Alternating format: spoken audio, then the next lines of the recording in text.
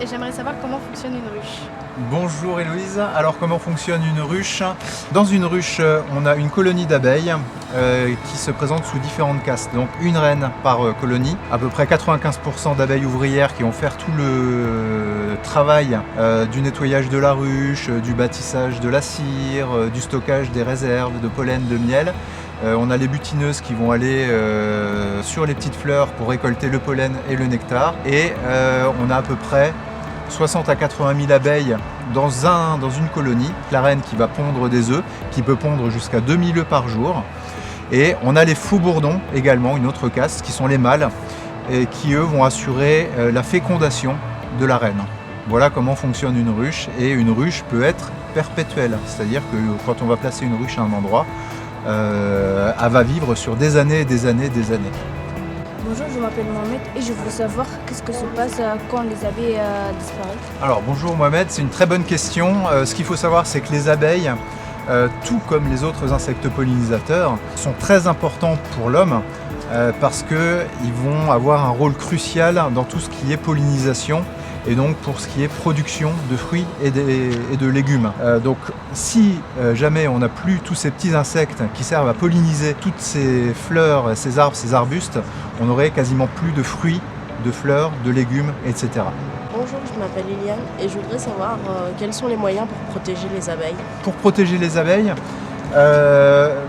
n'importe qui peut agir de chez soi, ne serait-ce qu'en plantant des fleurs, en plantant des arbustes qui vont être intéressants pour les abeilles, qui vont être une source et des ressources aussi bien en nectar qu'en pollen. Donc il existe des fleurs qui sont beaucoup plus intéressantes que d'autres, qu'on appelle des fleurs ou des plantes mellifères, et qui vont être des très très bonnes ressources en pollen et en nectar. Donc rien que ça, c'est un très bon geste pour aider les abeilles.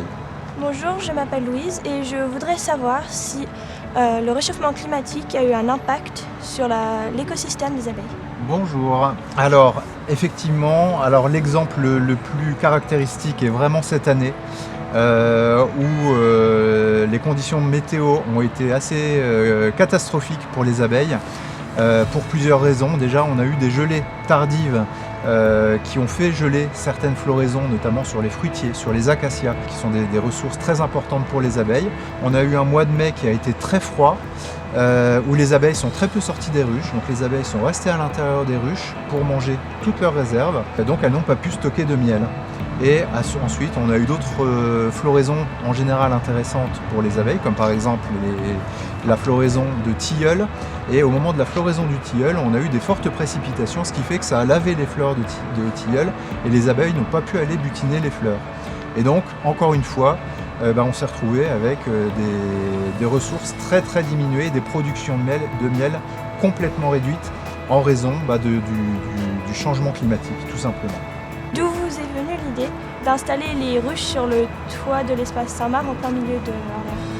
Alors l'idée nous est venue tout simplement parce que moi, travaillant au sein de l'entreprise Cheptel, qui est une entreprise qui est spécialisée dans l'installation de ruches en entreprise, on a répondu à un appel à projet du comité orléanais des jeunes. Donc c'était un appel à projet avec un budget participatif. Donc on a répondu à cet appel à projet, et ce projet d'installer des ruches sur le toit du bâtiment de la métropole d'Orléans a été lauréat, et donc Cheptel a réussi à obtenir un budget pour l'installation de 5 ruches sur le toit, tout simplement.